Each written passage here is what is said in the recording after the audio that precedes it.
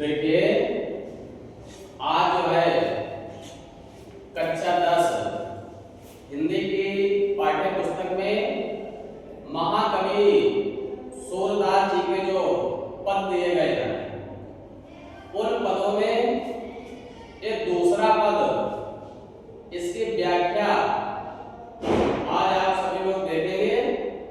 तो चलिए जो है शुरू करते हैं।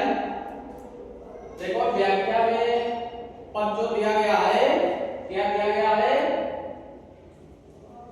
अभिगत गति कछु कहत न आवे, अभिगत गति कछु कहत न आवे, ज्यों गूंगे मीठे फल को रस अंतर्गत ही भावे, अभिगत गति कछु कहत न आवे, परम स्वाद सब ही सुनिरंतर अमित दोष उपजावे, अभिगत गति कछु कहत न आवे, मन वाणी को अगम्य गोचर सो जाने जो पावे, रूप रेख गुण जाति जुगत बिन निरालंब हित धारे, सब विधि अगम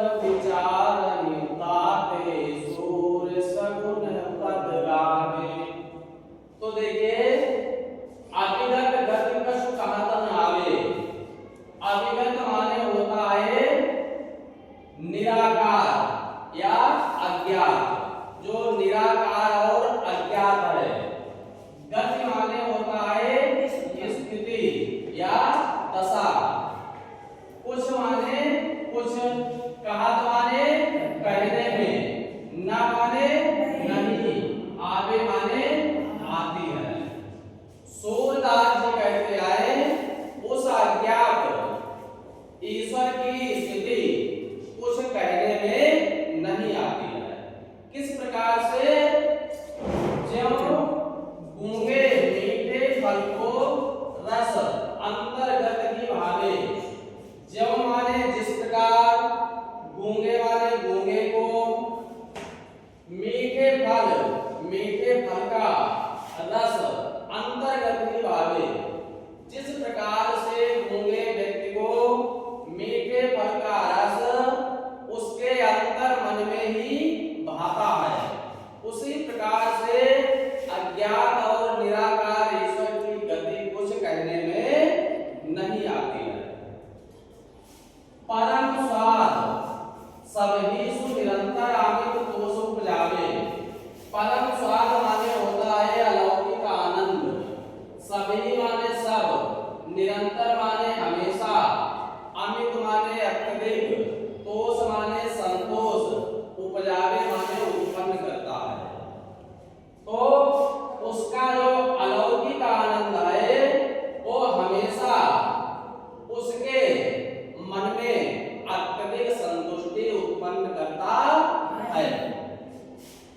मन वाणी को अगम अगोचर सो जाने सो पावे, मन वाणी अगम माने होता है जहां पहुंचना कठिन हो, अगोचर माने होता है जहां इंद्रियों से जिसको जाना ना जा सके, सो जाने जो पावे, कि जो ईश्वर मन और वाणी से परे है, जिसको इंद्रियों से जाना नहीं जा सकता है, उस ईश्वर को वही जान सकता है जिसने उस ईश्वर को प्राप्त कर लिया है।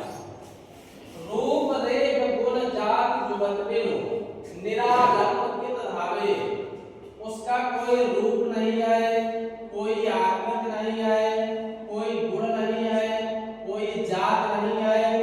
जुगत माने होता है युक्ति, बिनु माने बिना, निरालंब माने बिना सहारे के, हित माने किस प्रकार, धावे माने ध्यान करें।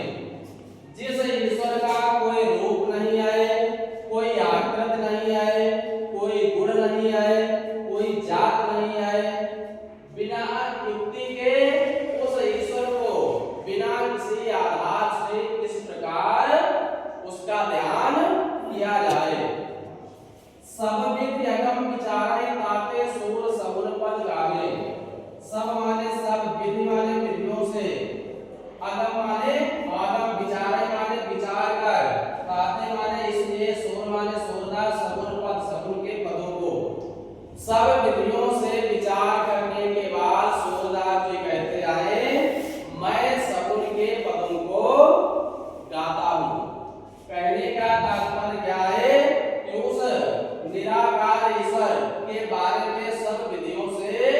विचार करने के बाद सूरदास जी कहते हैं मैं सगुन के पदों को गाता हूँ। तो इस प्रकार से इस दूसरे पद की पूरी व्याख्या जो है आपने सुनी और इस प्रकार से इसके आगे इसका पूरा जो काव्य सौंदर्य होता है, काव्य सौंदर्य के अंतर्गत क्या आता है, सबसे पहले जो है भाषा की अगर बात करेंगे तो इसमें जो है भाषा कौन सी है, साहित्यिक ब्रज भाषा है। और अगर हम अलंकार की बात करेंगे तो इसमें अलंकार कौन सा है, अनुप्रास अलंकार है। और दूसरा अलंकार कौन सा है, दृष्टांत अलंकार है। और अगर रस की बात करेंगे तो भक्ति रस है और शांत रस है। और गुण की बात करेंगे तो गुण कौन सा है, प्रसाद गुण है। तो इस प्रकार से पूरा जो है काव्य सौंदर्य आपका जो है स्पष्ट होता है। और आगे जो है आपको अगले बार लिख करके पूरा जो है